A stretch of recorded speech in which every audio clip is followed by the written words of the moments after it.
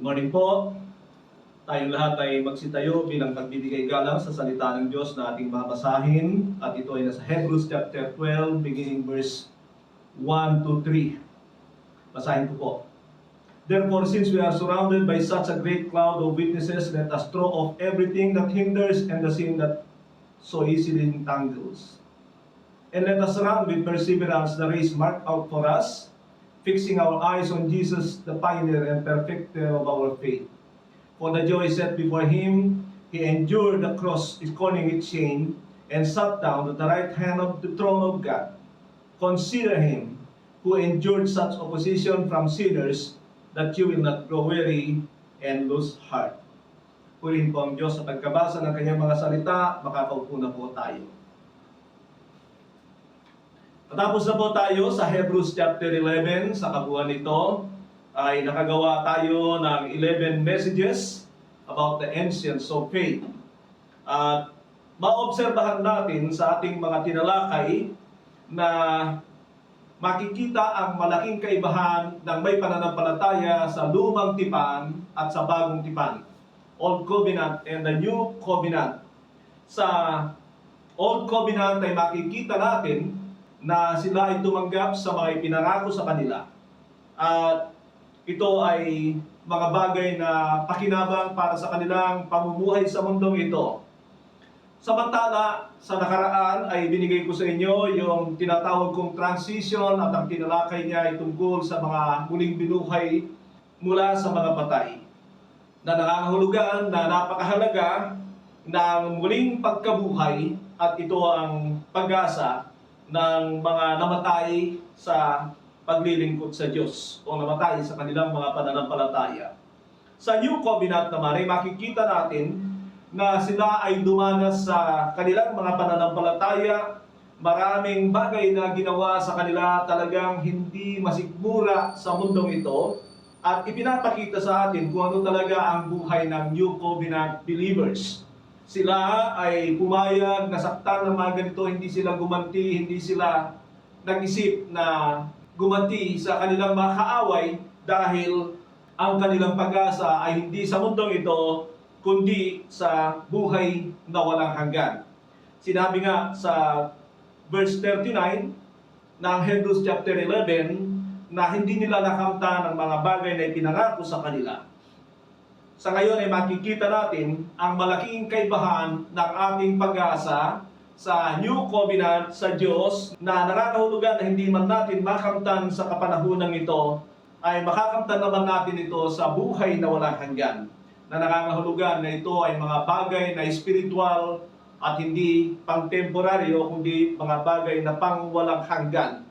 At kung tatanungin ko kayo, ano ang pipiliin ninyo? Ang mga pansamantala o mga bagay na pangwalang hanggan? Alam ko po kung ano ang sagot nyo sa bagay na yan. Alam ko na pipiliin nyo ang pangwalang hanggan, pero hindi po yon ang mahalaga sa Diyos. Ang mahalaga sa Diyos ay makita niya talaga na nabubuhay tayo para sa mga bagay na pangwalang hanggan. So sa ngayon ay darako tayo dito sa mga isinaysay niya sa chapter 12 beginning verse 1 to 3. Tatlong talata lamang po yung ating pag-uusapan sa ngayon sapagkat dinidivide ko rin ito sa mga bagay na kailangan ay may deliver ko sa inyo ang mensahe na ibinigay ng Banal na Espiritu at ng author nito. Sabi po rito sa verse 1, therefore, since we are surrounded by such a great cloud of witnesses, let us throw off everything that hinders and the sin that so easily entangles. Yung salitang therefore ay alam natin kung ano ang ibig sabihin nito, na nakakahulugan na siya ay nagbibigay na ng conclusion sa kanyang napakahabang pagtalakay tungkol sa mga pananampalataya ng mga nauna sa atin. Kung ano yung ating mga modelo sa pananampalataya, ano yung ating mga dapat ay masundan sa kanila. Sasabihin ko po sa inyo na kahit sila ay nasa Old Covenant, mga Israelita, o kaya ay bago pa dumating ang mga Israelita, sapagkat makikita natin sa pamamagitan ni na Abel, Enoch, Abraham, Isaac at Jacob, ay wala pang ethnic division sa panahon na yan. So, basta sumampalataya sila sa Panginoon, ay makikita natin ang modelo sa kanila. Dapat din natin maunawaan na ang pananampalataya ay talagang nangangailangan ng pagtugon ng sang-ayon sa hinihingi nito. Pero nais kong makita natin na sa ngayon ay humihingi siya o nagbibigay siya ng summary ng resulta dapat ng kanyang pagpapaliwanag tungkol sa pananampalataya ng mga nauna sa atin. Ito ay ginagawa niya para tayo ay magkaroon ng self o personal evaluation. So sabi niya, since we are surrounded by such a great cloud of witnesses. Ano po ang ibig niya sabihin sa bagay na yan? Na yung mga lalaki at babae na ibinigay niya bilang mga halimbawa, sila ay umaabot ng 18 katao, ay sila yung ating audience sa ngayon. Sila yung parabagang tumitingin sa atin. Sila na may kakaibang aspeto sa kanilang pananampalataya na ginawang halimbawa sa atin. At sa ngayon, sila yung audience natin. Sila yung sinasabi niya, we are surrounded by such a great cloud of witnesses. Pero nais ko sabihin sa inyo na mas marami ang mga hindi na ibilang sa mga tao na nabuhay, na kahit sila yung mga pinili ng Diyos ay hindi nakabilang dito sa mga sinasabi niya rito.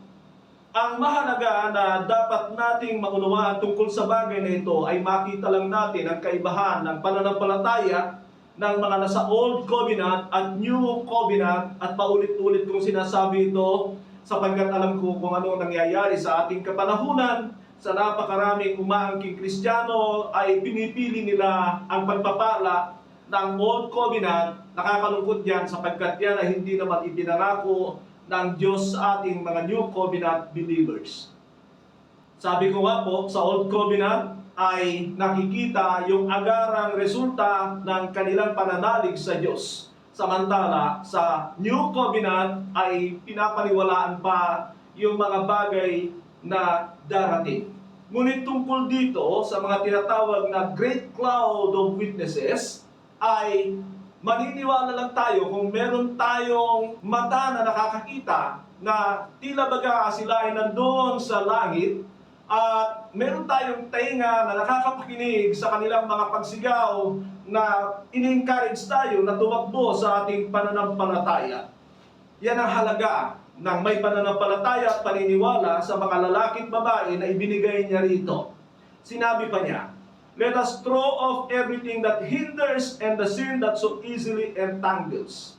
Let us throw off everything that hinders and the sin that so easily entangles. Nangangahulugan ito na kung totoong sumasampalataya tayo na nagtagumpay nga ang mga lalaki at babaeng ito sa kanilang pananampalataya, ay ito rin ang kanyang advice sa atin na dapat ay gawin natin. Sabi niya, let us throw off everything that hinders and the sin that so easily entangles. Ngayon mga kapatid, ay sinasabi niya kung ano ang dapat gawin. Ang unang hakbang para maipakita natin ang ating pananampalataya ay throw off everything that hinders. Hindi tayo makakatakbo kung meron tayong mga kabigatan, mga tinatawag na kargamento. Ano ba ang ibig niya sabihin sa mga bagay na ito? Ito po yung mga bagay na pabigat. Pero tingnan niyo po yung isang sinabi niya, and the sin that easily entangles. Ewan ko po, pero inaasahan na sa mga Kristiyano ay dapat nagpagtagumpayan na nila ang kasalanan at napagtatagumpayan pa. Subalit ang sinasabi niya rito na mga pabigat sa ating takbuhin na kailangan nating alisin ay mga bagay na marahil ay kailangan natin o kaya ay mga bagay na talagang kailangan natin sa buhay na ito. Alam nyo, nakikita ko po ang mga Kristiyano na sila ay maraming dalahin. Mga bagay ito na humahad lang sa kanilang takbuhin. Pero gusto ko po na kayo ang magdetermina kung ano ang mga bagay na humahad lang sa inyong buhay. Kung bakit kayo hindi makapaglingkod sa Diyos, hindi makatakbo sa pananampalataya, ay ang advice niya rito sa atin na kailangan ang lahat ng ito ay itapon. Throw off everything that hinders. nang tawagin ng Panginoon ang mga tao sa Kanya, ay sinabi niya sa Matthew 11:28-30, "Come to me, all of you who are weary and burdened, and I will give you rest. Take my yoke upon you and learn from me, for I am gentle and humble in heart, and you will find rest for your souls. For my yoke is easy, and my burden is light." Diyan ay makikita natin na una sa lahat ay napagod na tayo sa ating mga dalahin sa mundong ito. Nakita na natin na hindi ito magdadala ng kabutihan para sa atin sa pangwalang hanggan. Pag hindi mo nakikita na yung mga kabigatan mo sa takbuhin sa iyong pananampalataya ay pabigat sa gabal, ay hindi mo gagawin na alisin ang mga bagay na ito sa iyong buhay. Sapagkat malamang ang tinutukoy niya rito ay mga bagay din naman na pakinabangan natin, mga bagay na kailangan natin, subalit ang tinutukoy niya ay kung ito ay hadlang sa ating takbuhin. At sa bagay na yan, ay kailangan piliin natin na alisin, itapon ang mga ito, nang sa gayon ay makatakbo tayo sa ating takbuhin. Marami sa ating mga kabigatan ay hindi talaga kasalanan. At kung alalahanin ninyo ang sinabi ng Panginoon bilang paalala sa Lucas 17:26-30, ay makikita nyo na ang kanyang ipinapaalala sa kanyang kapanahunan ay mga bagay na kailangan ng tao, nesesidad sila sa buhay, subalit sila ay nagdala sa kapahamakan sa maraming tao sa kapanahunan ni Noe na siyang ibinabala niya sa ating kapanahunan. Kailangan makita natin ang kaibahan ng kasalanan at sa hindi kasalanan, pero pareho sila na hadlang sa ating takbuhin. Maalala niyo ba yung mayamang lalaki na lumapit sa Panginoon? Ano ang nakita ng Panginoon na hadlang sa kanyang buhay? Hindi niya nakikita yung kanyang kayamanan na hadlang sa kanyang buhay, pero nakita ng Panginoon at ito ang kanyang ginagawan ng paraan sa kanya nang sa gayon ay makasunod siya sa Panginoon. Ganito rin ang sinabi ni Apostol Pablo sa Filipos 3:12-14. "Not that I have already obtained all this, or have already arrived at my goal, but I press on to take hold of that for which Christ Jesus took hold of me. Brothers and sisters, I do not consider myself to have yet taken hold of it. But one thing I do, forgetting what is behind and straining towards what is ahead, I press on towards the goal to win the prize for which God has called me heavenward in Christ Jesus." Dito ay makikita natin na maging si Apostol Pablo na mahaba na ang kanyang tinakbo sa takbuhing pananampalataya ay hindi pa rin siya nagtatapos. At dahil diyan ay meron pa siya mga bagay na kailangang gawin sa kanyang buhay. Ipinapakita niya na hanggat hindi pa siya nakakarating sa kanyang takbuhin, hanggat hindi pa siya natatapos sa kanyang takbuhin, ay patuloy pa rin siya sa pag-abante. At ano mga kanyang gagawin? Meron siyang mga kailangang tanggalin, meron siyang kailangang pagpursigihan, nang sa gayon ay makamtan niya talaga ang gantimpala, walang iba kundi ang Panginoon Jesucristo. So ang katanungan dito sa bawat isa sa atin ay ano yung nasa sayo? Ano yung hadlang? Inaasahan na hindi na ito kasalanan, kundi bagay na humahadlang sa ating paglilingkod. Malala ko yung sinabi ni Apostol Pablo na I consider everything rubbish. Sa ibang salin ay sinabi niya, I consider everything dung for the sake of knowing Christ. Nangangahulugan yan na hanggat hindi mo itinuturing na ito ay sagabal at hindi mo makita na ito ay parang basura lamang na pabigat sa iyong pananampalataya, ay hindi mo ito bibitawan. So mahalaga sa bawat isa sa atin na makita natin ang anumang hadlang sa ating buhay nang sa gayon tayo ay makatakbo sa pananampalatayang ito. Malala ko sa buhay ko, mga kapatid, na noong ako ay nag-asam na maglingkod sa Panginoon, meron kong kailangang bitawan, meron kong kailangang ay masubok yung aking pananampalataya at ito ay ang aking ginagawa o trabaho para sa aking pamilya, kung yun ang tinignan ko bilang pag-asa ko sa buhay, bilang pag-asa ng aking pamilya at masama para sa akin na hindi intindihin ang pangangailangan ng aking pamilya, hindi ako nakapaglingkod sa Diyos. Subalit, alam ko at naniwala ako na kayang i-provide ng Diyos ang lahat ng bagay sa aking buhay. Ginawa ko ang bagay nito, humakbang ako, at kailangan itigil ko yung aking inaasahan sa mga panahunang iyon.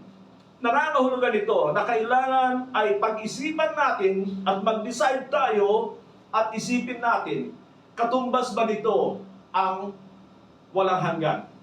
Matutumbasan ba ng sumasagabal sa iyong buhay ang mga ipinangako ng Diyos sa pangwalang hanggan? Kaya nga, masasabi ko na dapat panahon na para pagpagin mo, itapon mo ang mga bagay na sagabal sa iyong takbuhin. Say amen. Amen. Sabi niya, and let us run with perseverance the race marked out for us. Kung hindi ka rin lang tatakbo, walang dahilan para alisin mo yung mga sagabal sa buhay mo.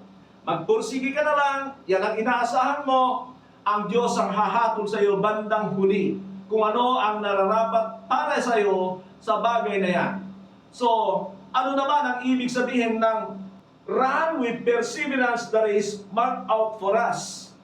Pagka nakikita natin, mga kapatid, yung salitang perseverance ay nangangahulugan yan na mga bagay na hindi natin ine-expect.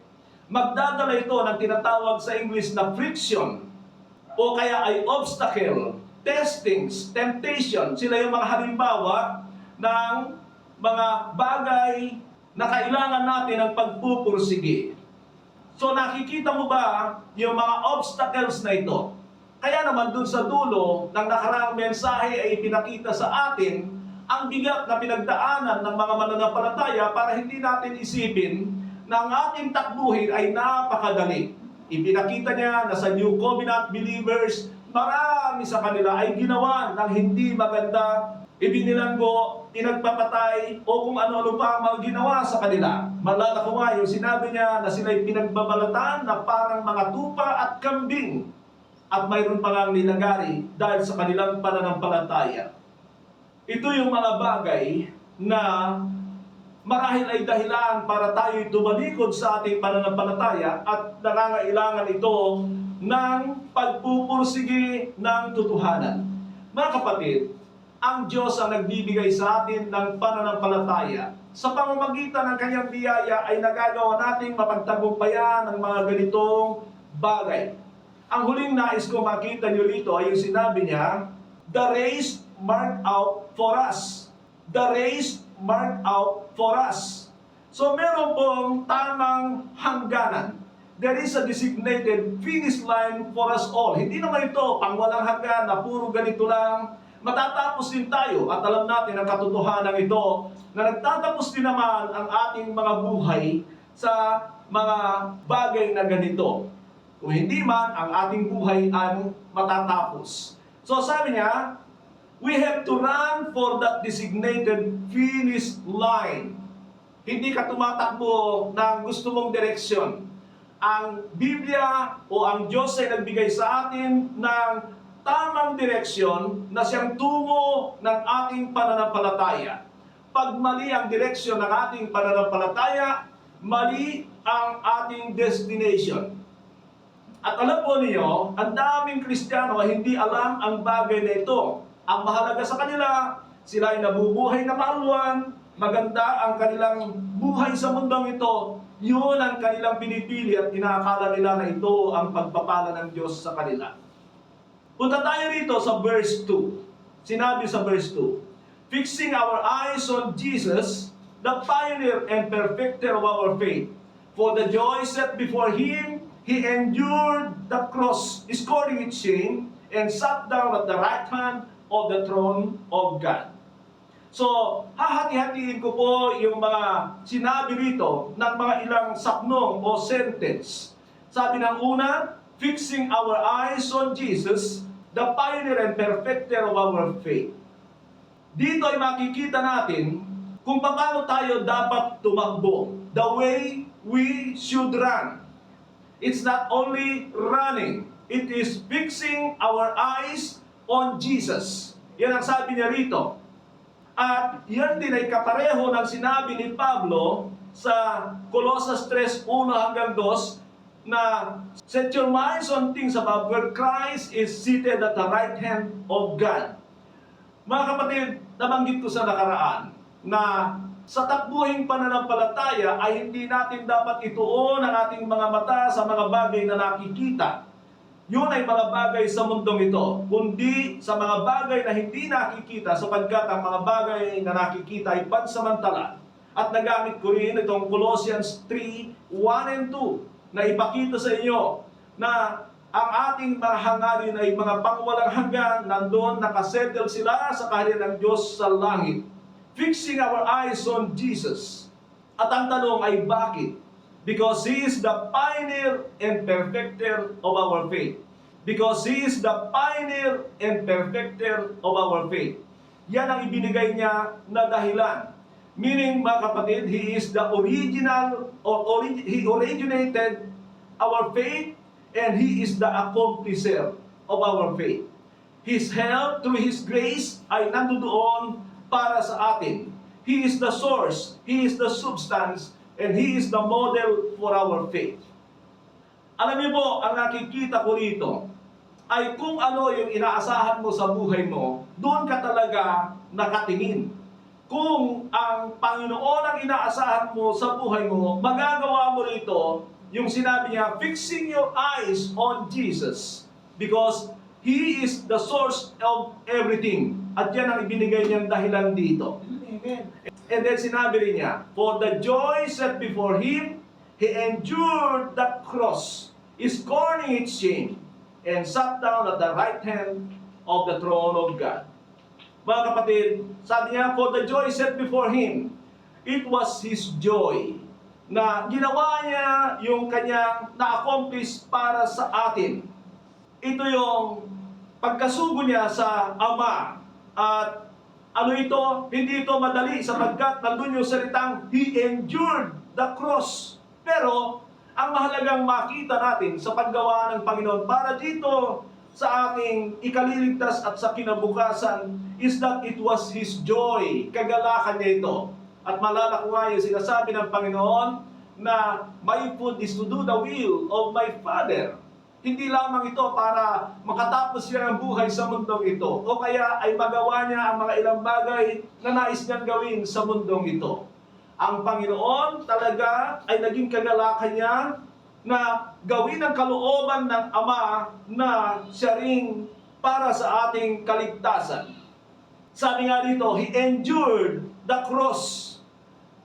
At alam natin na yung krus na yan, nandyan ang kahihiyan, nandyan ang pahirap, nandyan ang lahat ng pagdaranas ng grabe ng Panginoon sa mundong ito.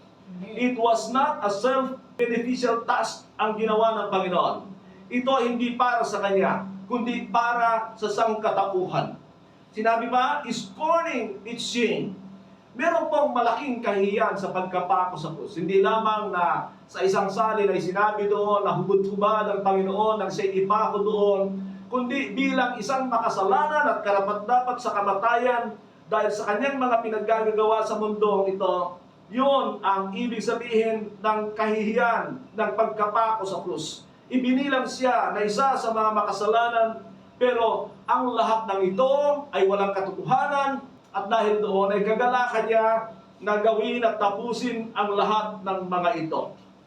Sinabi ko po rito, shame from men was His earthly reward. Ang gantimpala niya sa mundong ito ay kahihiyan sa tao. Pero pagdating sa mata ng Diyos ay ginawa niyang kagalakan ito sapagkat ito ay walang hanggang gantimpala. Now, andyan ang makikita nating pagpili rin sa atin. Kung pipiliin natin na makinabang sa mundong ito at hindi tayo mapapahiya sa mundong ito, baka yung kabila naman o kabaligtaran naman ito ang mawawala sa atin. And then sabi niya rito, and sat down at the right hand of the throne of God. Ano po ang ibig sabihin yan? He accomplished everything. The power, authority has been given to Him. But most especially, ay nangangahulugan ito ng eternal reward para sa Kanya.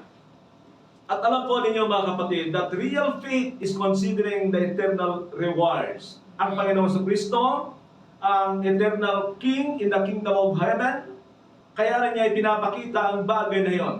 At kung maalala nyo, yung sinabi ni Esteban nung siya pagbabatuhin, I see the Son of Man seated at the right hand of the Father. Pagdating sa aklat ng pahayag, ay nagpapakita din ito ng kapangyarihan at pagmamay-ari sa trono sa walang hanggan. Pero isang bagay na dapat din nating alalahanin sa bagay na ito ay yung magaganap sa bandang huli na marami rin siyang itataboy doon sa kanyang kaharian. Sinabi nga, many will say to me on that day, Lord, Lord, have we not prophesied in your name we drive out demons, we did many miracles. But I will tell them plainly, away from me, you evil doers. Mayroon pang isang sinabi ang Panginoon, sino mang magmakahiya sa akin sa lahing ito ng makasalanan ay kakahiya ko rin sa harapan ng aking Ama at ng mga banal na anghel. Itong mga bagay nito na sinasabi ko sa inyo mga kapatid, ay minsan sagabal sa ating takbuhin. At minsan ay bumibitaw tayo dahil sa pressure ng mundong ito, dahil hindi natin kinokonsidera ang ating walang hanggang gantimpala mula sa Diyos.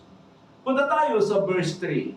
Sabi niya, consider Him who endured such opposition from sinners, so that you will not grow weary and lose heart. Mga kapatid, makikita nyo na para tayo ay makapanatili, ay binibigay niya yung dahilan kung paano tayo makapanatili sa anumang pagdadaanan natin sa mundong ito.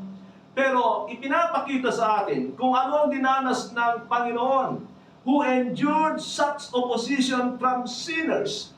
At yan ang sinasabi ko na sa New Covenant, asahan natin ang mga bagay na ganito.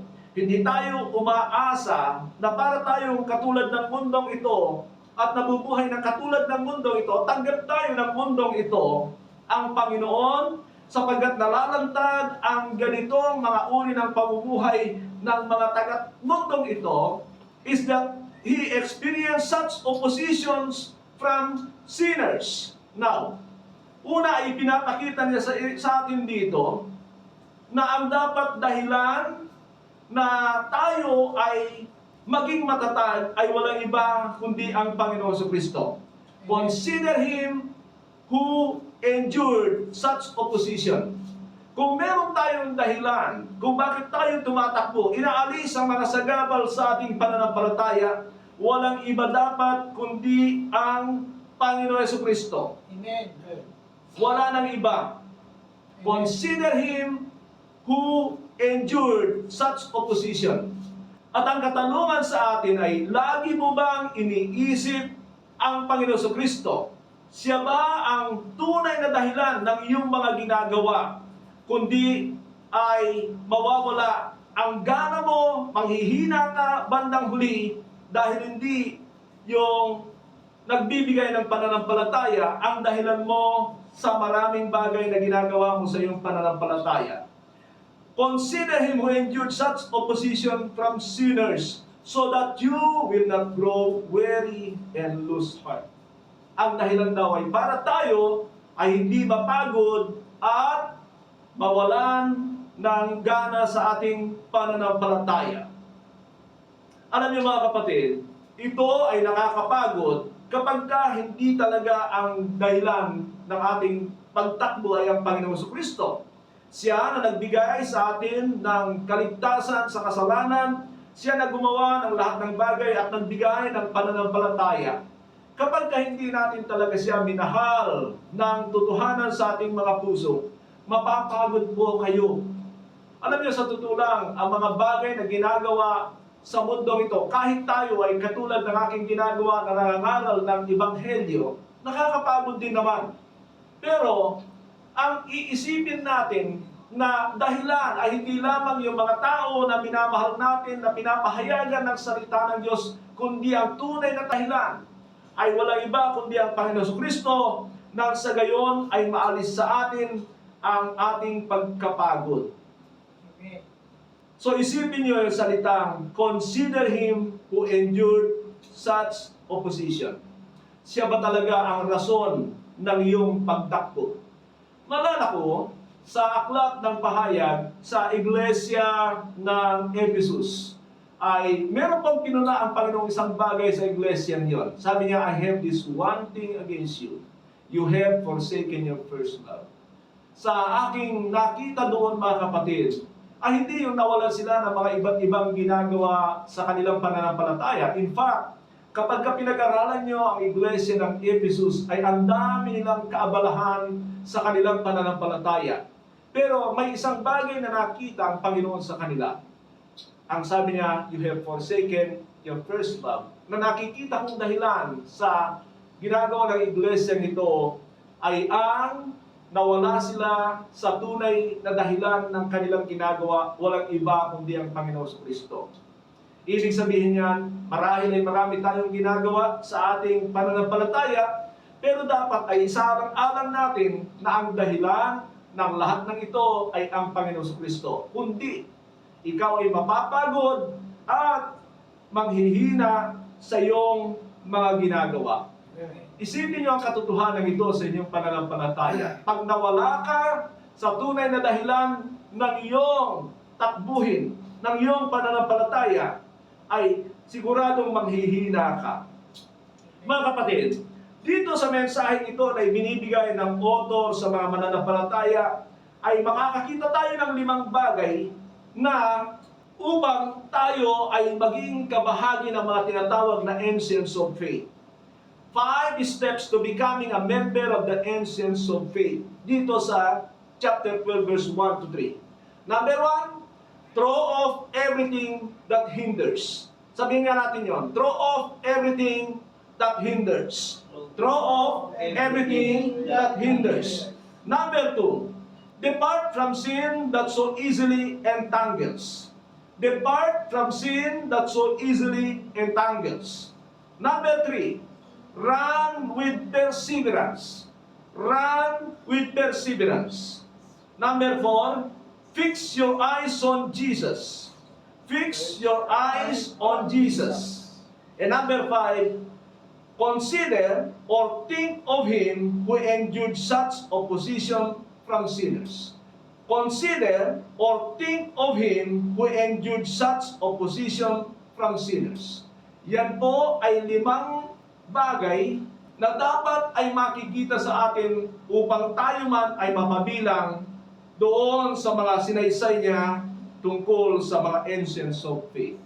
Nawa ang mensaheng ito ay magdulot sa atin o magdala sa atin ng hamon para ayusin ang ating pananampalataya upang tayo'y makatakbo ng tuloy-tuloy sa ating hangganan at mapagtatagumpayan natin ang takbuhin ito ng ating pananampalataya, bagamat katulad ng ating nakikita dito na ito'y punong-puno ng sagabal at pabigat, subalit hindi natin may kukumpara ang gantimpala na inilaan ng Diyos para sa atin.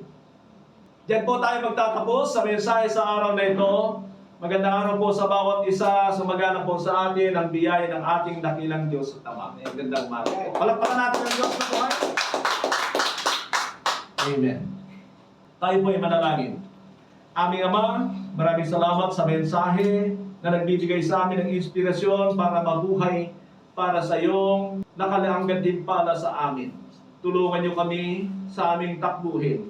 Marami kaming kahinaan, subalit ang ipinapakita niyo sa amin ay ang nagawa ng Panginoon at ang Kanyang magagawa sa aming buhay at hindi kami dapat panghinaan ng loob. Tulungan niyo kami maging ang lahat ng mga napiling sa mensahe ito ngayong araw nito. Ito ay dalangin ko sa pangalan ng Panginoon Jesus. Amen. Amen. Good morning po.